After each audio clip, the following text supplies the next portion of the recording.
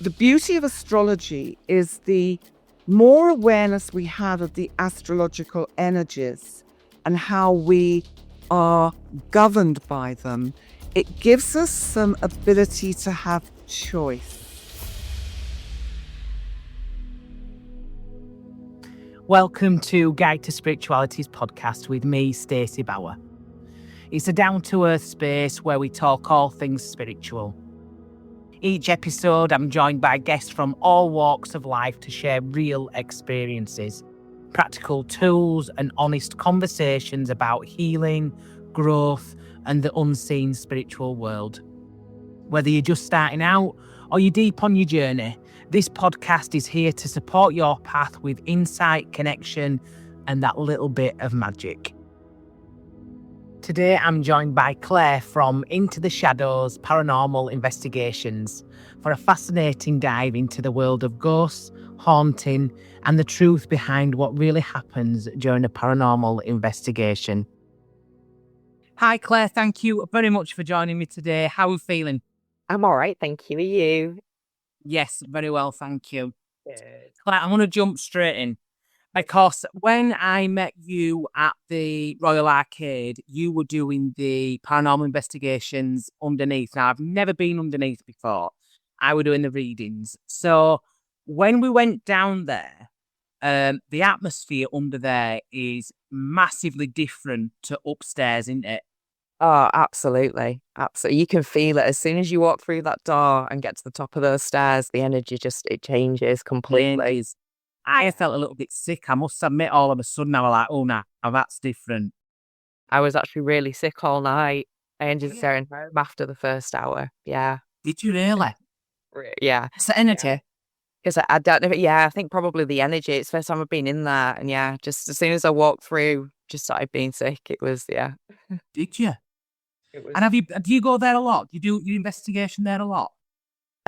We've done there about 9 or 10 times now.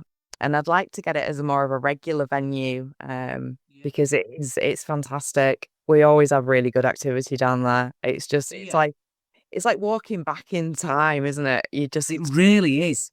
Yeah. So you just want to know more about the history when you go down. You start finding bits out, and then you want to know more. But that must be the same when you go to lots of different places. Once you get that feel of the energy there, it must be like, I need to know more about this. Oh, absolutely. And you find that when you work in the paranormal, the more that happens, the more you want to happen.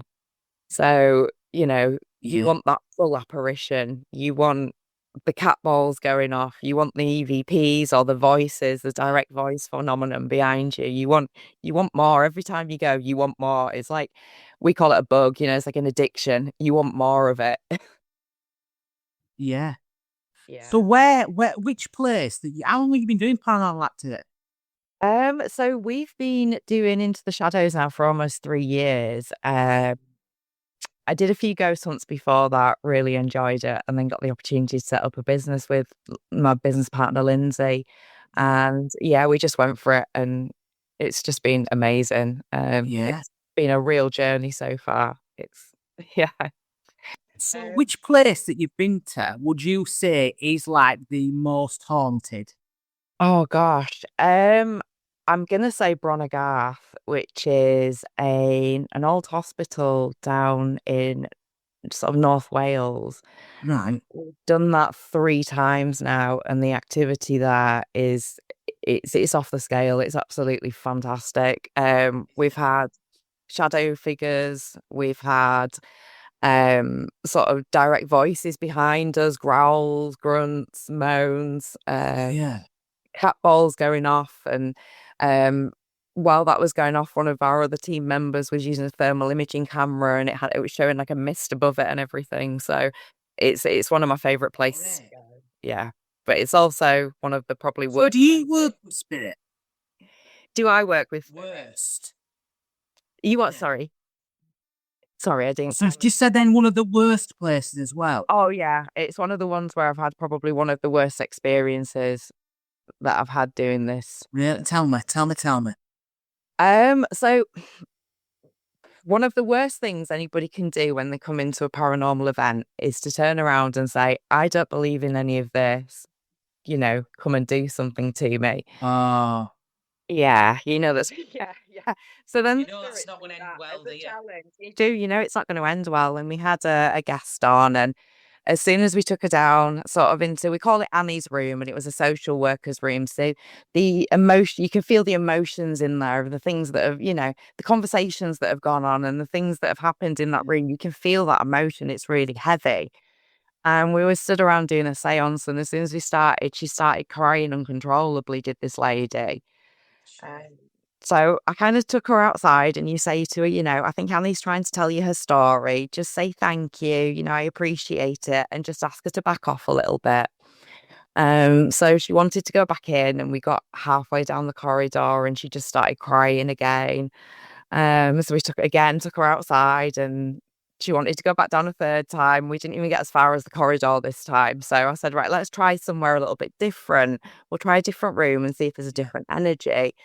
And she got really affected in the next room as well. And then further on, more affected. So I sort of said that we'd take her upstairs where the energy was a little bit lighter up there. It didn't quite feel as heavy. And for some reason, she ended up getting with another group and going back down into one of the worst rooms that we found for the energy and passing out clean on the floor. Straight out cold, yeah. So obviously it's quite worrying. I'm upstairs and getting the emergency call on the radio, flying down. But the weird thing was, I only had to go down one set of stairs and through a door, but I ended up getting lost and just wandering around these corridors. It was quite freaky at the time. Got down to the room where she was, and as a Reiki practitioner, I thought, okay, Reiki is probably the best way to get this thing away right now and off her. Yeah. But as soon as the energy came down, boom, I went out. My husband had to catch me. I was just shaking like I was having a fit standing up. My only memory of that from walking in, getting down into that room was walking outside barefoot, grounding, even though it was the middle of December because I'd been screaming that I needed my shoes and socks off. So although it's one of my favourite places and loads of activity, it was definitely probably one of the scariest. Yeah. Wow. So So you go there. So if you go there a few times, have you reconnected with that spirit and asked, like, what's the story behind it? What's that all about? no, it's not. We haven't come across that spirit again since. It's really bizarre. Yeah. Yeah. We've not come across anything like it in there since. And we've actually found that the past two times that we've been since that happened, we were getting the more sort of gentler spirits coming through. There was the nurses coming through more and the patients coming through and talking. So it was really, yeah, it was like it was just cleared after that. It just gone. It was really weird. Strange. So yeah, that was Has definitely. she been back on? Has she been back on your investigation since? No, she hasn't, but we did check in with her a few times afterwards to make sure she was okay. And did give her a really good cleanse down outside before she left. Yeah. Yeah. Because you've obviously got a responsibility to make sure that the people that are going in there are okay, haven't you? Yeah. You know what I mean? There's a lot of absolutely. responsibility on you, isn't there? Yeah. And since then, it's one of the things that I'll say to people in the introduction now is, just be careful what you do wish for, because if you're asking it to happen, they see it as a challenge. We've seen it a few times, to be fair. We had a gent in Edinburgh Vaults who was again, it used to be an active coven in Edinburgh Vaults. And we're in the coven room and it has a big stone circle in it. And one of the guys there was sort of laughing and joking about a little bit. And then he said he needed to go and get a drink and passed out again, cold, but he'd been sort of taking the mickey a little bit. So we do say to people, be careful what you wish for, Yeah. Yeah. Don't invite it to. I mean, the thing with spirit is that if you ask spirit to work with you, they'll work with you. Oh, yeah, So if you're asking to visit, they'll come visit. They're not, they're not gonna go, well, no, I don't fancy it this evening, thanks. But you know what I mean? So that's it. Yeah. Would you get a lot of like skeptical people, like, oh, I'm on here to see what's going on, that sort of thing? Yeah, you do. And sometimes I quite like that when you get a skeptic on and something will happen that they just cannot explain and they're kind of walking Yeah. out scratching their head. And I think, yeah, I've done my job tonight. Yeah. We've done our jobs. Yeah. I love that. So how Yeah. did you get into paranormal investigating? How did you get into that world? So I guess like everybody that's in this world, you start off with watching all the shows that are on TV. Although, you know, and it's something else that we always make very clear, it's not like the shows, they're great, but they're for entertainment purpose. A real ghost hunt is never like the shows. Yeah. So yeah, I've always been into the spiritual side of things. I'm a tarot reader myself. I do Reiki and everything. And yeah, I'd started doing ghost hunts with my son with a junior group to begin with. He was sort of 11 or 12 at the time. And we'd done a ghost hunt and then sort of you meet people in the industry. And yeah, decided to set up a business doing it ourselves, yeah, for adults. And yeah, I've never looked back. Awesome. So is it busy? Is there a lot of? I mean, I must admit, I have I told you it tale, but I'll tell you that a lady I knew, she used to go ghost hunting all the time. She used to call it ghost hunting. She'd do it all the time. And she said, "Oh, you should try it. It's fantastic." And I said, "Oh, I said, I've never really tried it, and I'd have been open to it." But then she said, "Oh, she said the bloke that we go with, I don't know who it is. I can't remember his name." And she said he's right good at getting spirits riled up. He'll be like, "Go on, you cowards," and all that stuff. And I went, "Oh, absolutely not." No, I said that's disrespectful. I would never ever go to do anything like that where we're trying to rile the spirit to come and I said, absolutely not. So I've never looked at it because I always thought it's disrespectful. I would never. Yeah, no, you can't. You're going into their home, That's it. So it's all you've got to be respectful, and we find them they respond more to you being respectful than they do to you being disrespectful. I suppose, like anybody, if somebody's throwing abuse at you, you're going to be thinking, "Well," and walking away. Yeah, I'm not going to bother with you. Yeah, you've been abusive. So yeah, we do find that. Yeah, you need to be respectful. Absolutely. Yeah. So, absolutely. It doesn't encourage them to do anything more. I don't think. I don't No, think. I don't think it. No. No, that's So, why I've always stayed away from it. So I tell you what, I might run it past my Wednesday group. We have Wednesday development group. If it's got that like it, we'll have to do a session. yeah. You bring that The down. house. Yeah. A load of mediums and a load of investigators together. That'll be all right, though. Oh, absolutely. It'd be fantastic. It would be really Yeah. good. I mean, I do tarot and need to do the spiritual development side of it. Yeah. But yeah, we find that on events, we tend to stay really quiet about what's happening because you want the guests to experience it, not yourself. Yeah. And we also go in blind as well. I don't like to research venues before we go. I like to go. Oh, do you know? Oh no, I think if you're looking at information about places and you look at the haunted history of it, you're going to be expecting those things, and I think you're more True. more inclined for it to be happening. So what we like to do is we like to go in blind, as we call it, and then get the information through and then go and research it afterwards. Right. I think it's a more exciting way of doing it. Yeah. Yeah. Yeah, I must admit, if you know all knowledge beforehand, it's sort of, well, I'm looking for this one person or this one event or this one room. It's not really working, is it? Yeah, yeah. And I think, if everyone says you're going to experience a touch or, people have experienced, I think you might be you might feel that anyway, do you know what I mean? It's like preconception, isn't it, of what's going to happen? That's it. Yeah. Yeah. So we do like to go in without a lot of knowledge of the venues. So is there quite a lot of you that go in a team? So have you got quite a lot in your team? Yeah, we have about 13 or 14 team members that work alongside us. And yeah, they sort of come along, and then we like to run small groups. There are companies out there that will run up to 100 people in a venue. Oh, you can't do that, can you? You can't. You don't get the experience. So, the maximum we take, even in places like Shrewsbury Prison and Newisham Park Hospital, which are absolutely massive venues, is sort of 30. So you can break people down into smaller groups. I think the experience is a lot better that way. For us, it's not about the money, it's about giving people that experience of, going into these buildings and hopefully something paranormal. And I suppose if there's like 100 of you split off into however many, you don't think you're picking up on somebody else's emotion, do you? If there's that many people there, there's too much energy. It's fucking.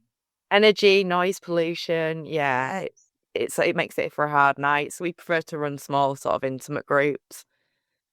So, do you have a medium that goes with you? Are any of the people that are on there mediums or psychics or all like that? No. A couple of sort of like working with tarot and things. But yeah, we don't work with any. Yeah, we don't have a medium on team as such. No. So that's very Interesting. yeah. Do you know all the equipment? I mean, when I went down there were all sorts of equipment down there. Does that cost a fortune? Because it looks like it does. Yeah. The equipment's quite expensive, and it's quite hard to find over here in the UK as well. Most of it's sort of over in America, and then it's really expensive to get it shipped in over with the customs charges and everything. So that's one of the downsides, is getting the same equipment as they have sort of in America over here. But we have so much equipment that we carry with us. We use everything from sort of little cat balls that you What are like. cat balls? I don't know what that is. Like just like a little ball that lights up, that cats play with. Yeah. Yeah, we just put those around, and yeah, we have them lighting up on command. We've had it before where we've had sort of balls in different areas on the room, and you'll ask the spirit to light one up and the ball will start flashing, and then you're asking them to stop, get the other one up, and it's done that. So that's sort of the most simplest piece of equipment that we use. And then we use sort of things like EMF meters. So I'd say they say spirits are made of energy, so it picks up the energy. Again, you can get that to respond to questions. We use things like thermal imaging cameras, SLS cameras that show the stick figures. One of our favorite things to do is it's the Estes method, and that's where you've got a spirit box which is playing white noise. It's sort of skipping through radio frequencies really fast, and the theory is the spirit can manipulate that to say out words. So we'll have somebody start with a blindfold and earphones on, just listening to white noise while the rest of the group are asking out questions. And we've actually had some absolutely amazing responses through that. A venue called Penrhyn Hall down in Wales, and it's a really old sort of it's like a pub at the moment, but it's got like military history and everything to it. And we had somebody who kept repeating the same numbers over and over again. So we went away and researched it, and it was actually the army number of somebody who was being based there. So yeah. So yeah, we absolutely love. Oh, that's amazing, isn't it? It's fantastic. That's what I mean. You go away, then you're like, wow, yeah, that's yeah. What more proof do you need? I have made it up, yeah. Yeah. Yeah. What more do you need? Yeah. It's yeah. But we do a lot of the old-fashioned methods as well, so seances and Ouija boards, table tipping. Do you do table tipping? We do the table tipping, yeah. I like a big table though. It's got to be a big chunky table to impress me. Yeah. I'm gonna come on one of these. I'm sold. I'm coming. Oh, absolutely. I think we're going to look at doing some more sort of intimate ones down at Keighley Underground as well. Yeah. That's pretty interesting, that place. I remember going in one room, the one to the right as you go in, and kitchen area. Yeah. Like this. Yeah. And then you go through there, and all of a sudden it's like sadness. But it's like children's sadness. And when I went in, I was like, there's been a man in here that's done something. There's been quite quick with his hand with children in there. You can feel it immediately. Like, oh, I'm out of here.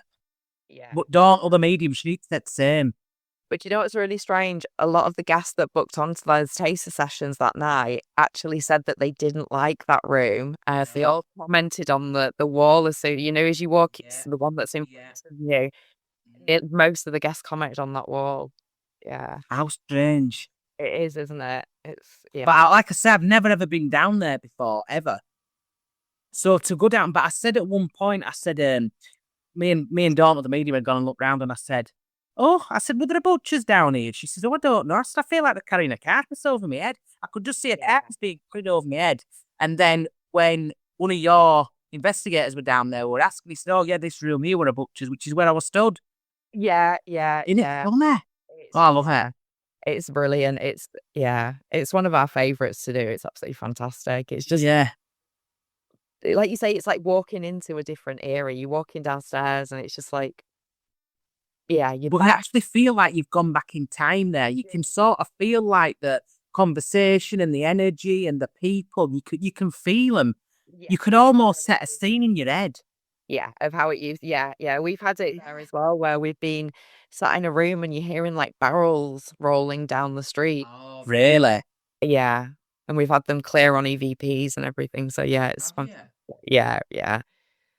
It's So you something know, else. do you know when you do your investigations? Have you ever done one that's an overnight one? You know where they sell out these places, nobody can stay there for overnight and all that. Have you ever done any of those ones? Yeah, we've done East Drive a couple of times, which is the monk house in Pontefract, the Black Monk House. It's the one where the horror film when the lights went out was sort of started. That's the story, the house where the story was built. Oh, it says. Yeah, yeah. So we've done that a few times, and we did the ancient ramen not so long ago as well, which is what Under Edge.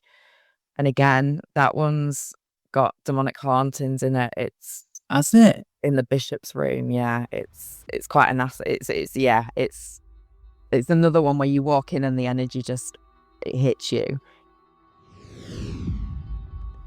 Hi, I'm just taking a quick break to thank you all so much for listening to the podcast and for all your lovely support.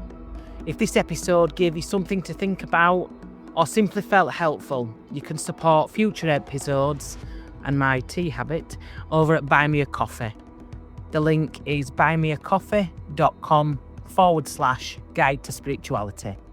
Every little bit helps me keep creating, sharing and growing this space, and I'm truly grateful. We've got an overnight one at Shrewsbury Prison coming up as well, so they can go and sleep in the prison cells overnight if they don't want to investigate. Go sleep on their own instead. Oh, there'll be some nightmares there. Well, some folks screaming and carrying on half at bloody night. Well, surely. Yeah, yeah, yeah. That's another heavy venue. I remember going to do the site visit there, so we could do a walk around first, so we can plan the night. And I was walking down one of the wings, and as soon as I got to the end, I just felt an overwhelming sadness, and just started crying and crying and crying. And when we walked through, it was actually the hanging room, with the mirrors and everything. Yeah. So again, it's a really active venue. Yeah. Yeah. So there must be a point where before you start, you must have to like protect yourself or do some sort of like grounding and what have you before and after. Absolutely. Yeah. Yeah. I tend to carry a lot of sort of protection crystals with me on the night as well. And if it's been a really sort of dark, I want to say dark venue, where the energy is really heavy and Yeah. we'll have a good cleanse down afterwards and a good sage. Yeah. Yeah. So how do you come down from that then? So you've been in there, you've had all this big experience, you've like, had folk passing out months and how do you come down from that? Because actually your energy must be quite high then. Once you've been in that, there's been quite a buzz there, there's been a lot of energy. What do you do to like release after that? Oh, for me, it's my horses. So yeah. I'll go spend time with my horse, groom her, grounds, bring myself back down to nature. Um, But yeah, usually we sort of come home because most events finish at sort of 2 a.m. And then depending where we are, we can sort of have a couple of hours drive home sometimes. So we call it the Sunday as the paranormal hangover day because you do feel like you've been out drinking the night before. You've got the headache because you've got the low energy really. That's You're it. absolutely exhausted and you just cabbage on the sofa all day in your pajamas. So does it work same? So like, I suppose there must be cases where things are particularly sad. So there must be ones where, involving children or, there'll be you'll have experienced some stories where it's really, really dark stuff. Yeah, yeah. How do you deal with that? I don't know really. I don't know. I guess we just yeah, we just kind of talk about it between the team. Yeah, and kind of you thank the spirit really for telling the story and coming forward, and yeah, and then yeah, we go and digest it as a team and talk about it and talk about it with the guests. And I guess the thing really to remember is that, as sad as it is, it's their story, it's not ours. So it's important to release that as you go. And, it's not ours to take away. It's that, it's their story. Yeah. Sharing their story with you more. It's not about you taking their story on. Yeah. It's about them just sharing their experience with you. Yeah. Yeah. And that's what you're going for, isn't it? You want to hear their stories. You want to know about their lives. Yeah. And I think we find a lot of people who come just want to know that there is something else, something follows after this life. What's your belief on that?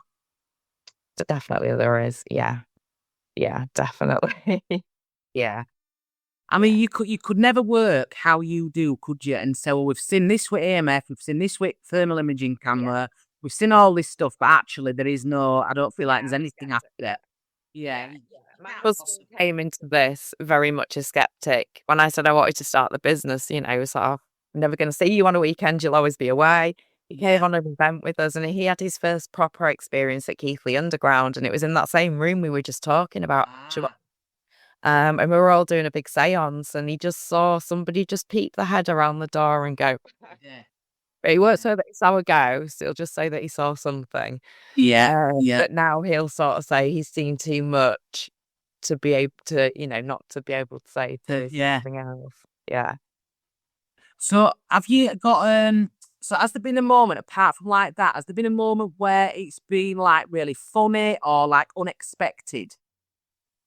Yeah, you do get some really funny stuff that comes through sometimes. I think one of the funniest things, and again, it's a piece of equipment that it's a phone app, and they're quite frowned upon because they've got word banks in them, and you're never quite sure with phone apps. Yeah.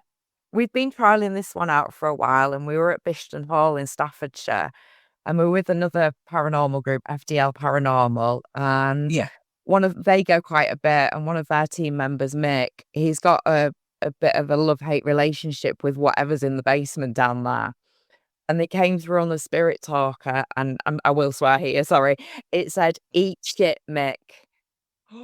Never. And it was so funny. It was just hilarious because this thing, it's not meant to have swear, but the fact that it's swore and said his name as well, some evidence, absolutely fantastic evidence. Yeah.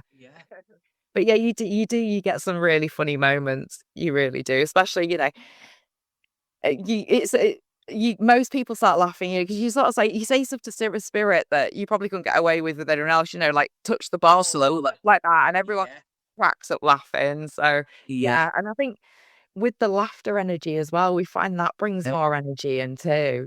Well, that's it. You see, when we connect with spirit have to lower their vibration, and we have to higher ours. So the more you laugh, that's it. The easier it is to connect. Yeah, and you find that as well. You've got there's nothing happening. So that is it with paranormal investigating. It's not like the shows. You'll walk into a venue and you can be sat there for a good few hours with absolutely nothing happening whatsoever. Oh, really? Yeah. Absolutely. And then all of a sudden you'll just get a 5-minute flurry of stuff happening and then it goes really quiet again. Really?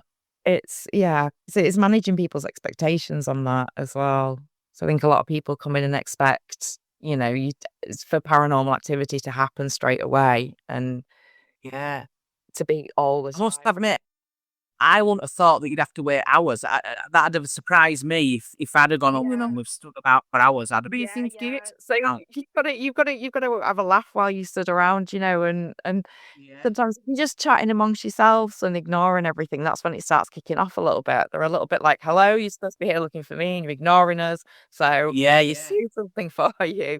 So yeah, I think. So I know you said you do tarot readings and you do the Reiki, but since you've been paranormal investigating, has that changed your outlook on the spirit world or the afterlife or life, death, anything like that? I think if anything, it gives you more questions. you know, more questions. Yeah. Yeah, you know, I think one of the main ones is how do they see us? Yeah. You know, do they, yeah, how do they experience what we're experiencing? Yeah, I get that. Yeah. Yeah. So do they see us like energy or do they see us like as our physical form? Yeah. Yeah. Yeah. Ask that next time in meditation. We'll have to ask that because I need to know now. Yeah. Yeah. So I do think it's given me more questions. It's giving me a load more questions now. It does, doesn't it? It does. You want to know more. You do. You want to know more. Yeah. But I have Yeah. to admit, any sort of spiritual work, I think once I like when people ask questions. I love when people ask questions Yeah. because I like to know a lot of stuff. I have lots of questions, and then one have one answered, and it gives me another 10 questions because I'm like, what Exactly. about this now? What about that? What about other? But no, I do like it when people ask questions. Are people free to ask a lot of questions while you're going round? Oh, So absolutely. on your work and stuff. Yeah, absolutely. And what we like to do as a team as well is to let the guests lead the night. So we'll ask them what they want to do. We don't have a set plan. Or we're going to go down to this area and we're going to do a Ouija ride, or we're going to go to this area and we're going to use Yeah. K2s and things like that. We tend to take a little bit of kit with us down to the areas, and then when we get to the areas, we tend to like to let the guests decide what they want to do. Whether they want to try a Ouija board or whether they want to use more with the tech, or, if they just want to sit and ask out questions. Guests have got a chance to go and do lone vigils if they want, so they can go off on their own and sit somewhere, take some tech with them. Yeah. Yeah. So we like to give it a good guest experience more than anything. Yeah. Yeah. That's what it's about, really. It's about the guest Well, experience. that's it. It's about people having their own experience, isn't it? Yeah. Yeah, we experience it all the time. So, some people are on the first event, so you want them to have that experience too. Yeah. Yeah. So do you know, like, how do you feel then that like paranormal investigation has changed over time? Because originally, it was like you say, it's like on telly. It's your Derek Yeah. Car and that Yvette woman. Was she called Yvette? Yvette Fielding. That's it. And it was all like, Yeah. oh, every few minutes, wasn't it? It's like, God, what's Yeah. happening? Nobody saw. We were like, what's going on? There were nothing. Yeah, yeah. Um, I suppose it must Okay. give you like a bit of a bad name, when It people, I'm does. not a bad name, but more of like people must come very skeptical. Yeah, they do. And, they either come very skeptical or they come, like I say, expecting everything to happen, which is, we can't always guarantee it. We can't, No, help Casper to jump out the floor and rattle his chains that's it. Yeah, yeah. on the door. It's all about trying to work with the spirit and getting them to communicate with you. Um, I think there's a lot more technology brought into paranormal investigation Yeah, now. yeah, Um, if you look back to when it first started, it was sort of Ouija boards, it was dowsing rods, yeah. it's pendulums and things like that. Whereas now they've got K2 meters and cameras that can thermal imaging cameras, Yeah, images and all that. Yeah. infrared cameras. So I think the technology coming in has definitely changed the Changed paranormal it. world. Yeah, Yeah. yeah. Is there something you would like to see in the paranormal world? Like, if people could just see this, or is there something you'd like to debunk? Or, I mean, when I work with spirit, I want to show people, I want to teach people how to work with spirit without fear. That's one of my big things. Yeah. Um, Gosh, I'm not sure. I think really it's just about people having the experience. Yeah. That's the main thing for me is for a guest to come in and have a good experience. Good Or time, a good experience in spirit. yeah, yeah. Because you kind of it's there, it exists. I've seen things, I've experienced things, and with the tarot work and everything like that, Yeah. for me, I know it's there. So I want to bring that to other people. Show people that's what there is. Show Yeah. people that's what there is. Yeah, yeah. I know when I show my development group Ouija board, at start at night, the first time I did it, start at night, there were about 4 or 5 were like, oh no, oh yeah, no, you can't, oh no. Oh. Once she explained the history and what the Ouija board were about, and actually it were given as a gift, it were given as everybody had one. It was like a housewarming gift, and it was actually a game, wasn't it? Was one of us made up the game.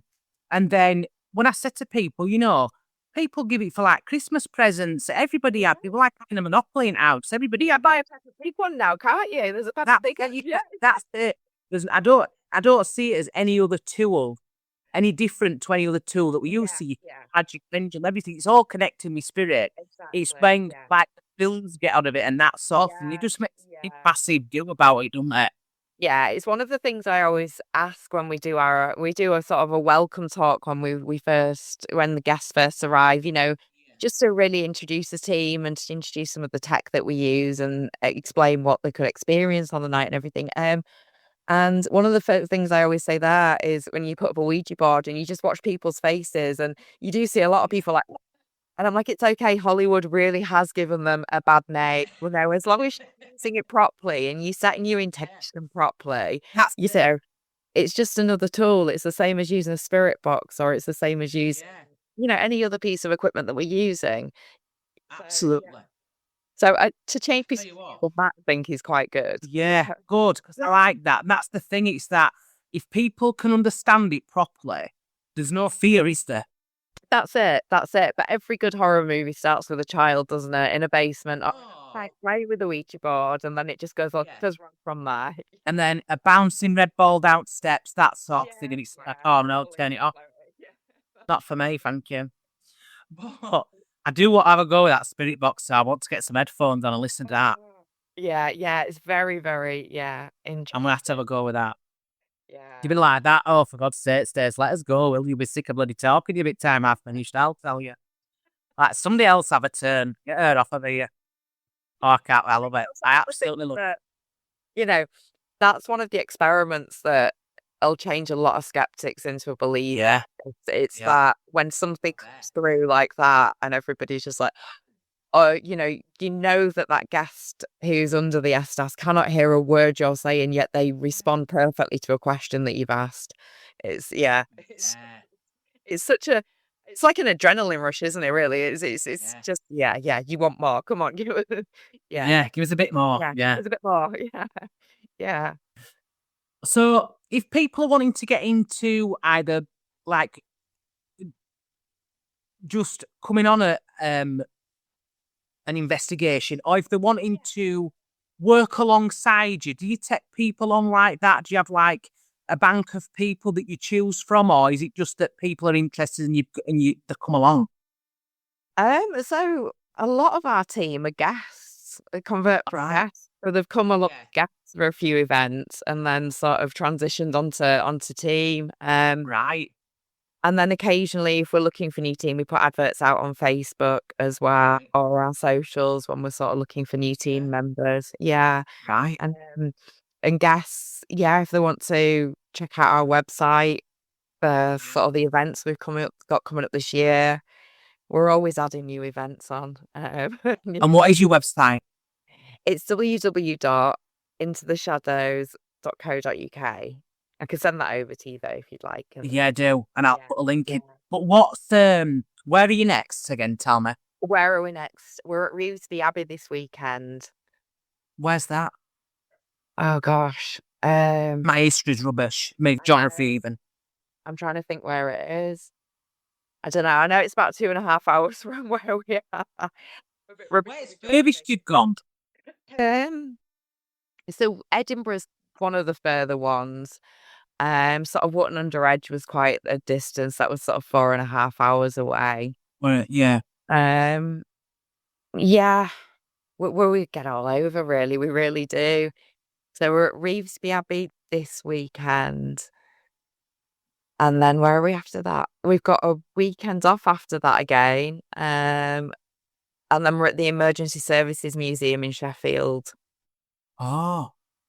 So. And it's all on the website? It's all on the website, yeah. I will be talking to you as well about doing a booking for my Wednesday group, because I know that that's coming. My Tuesday group probably will be same as well. This will be coming. So be prepared. Oh no, not a problem at all. Like I say, we absolutely, we love it. It's just You've got milk on it now. You won't be getting rid of me now. That's it. I'll be a right nuisance. welcome anytime. Absolutely anytime. It'll be So, so, so you've got the website. yeah. Do people just book through there then? Yeah. Book on through the website. Yeah. Is it expensive to go on? No, most of our events are around £40 to £45. Oh, right, okay. Some of them are a little bit more. It always depends on us, on the venue, sort of. Yeah, absolutely. Yeah. And how many guests we can have, and so like I say, we don't do this to make money. We just do it to book more venues, And so, absolutely. So we've got a Facebook page and TikTok where we will quite often go live on investigations as well. So people can watch in, see what we're up to. Oh, that's interesting. Oh, we'll get them all on. We'll get them all on my page, and I can tell everybody. Yeah. Oh, it's been amazing talking today, Claire. Thank you very much for joining me. You're welcome. And we will be joining again soon. There'll be some more coming soon, I can tell you. There'll be all sorts on my page when I've been on an investigation, I'm telling you. You'll love it. You'll absolutely love it. It's, Yeah. It's just... Oh, thank you very much. You're welcome. All right, speak soon. Speak soon. Thanks, bye. Bye. Thank you so much for listening to me, Stacey Bauer, on Guide to Spirituality podcast. If you enjoyed this chat, feel free to follow, share, or leave a review. It really helps. Take what resonates, leave what doesn't, and keep showing up for you. See you next time.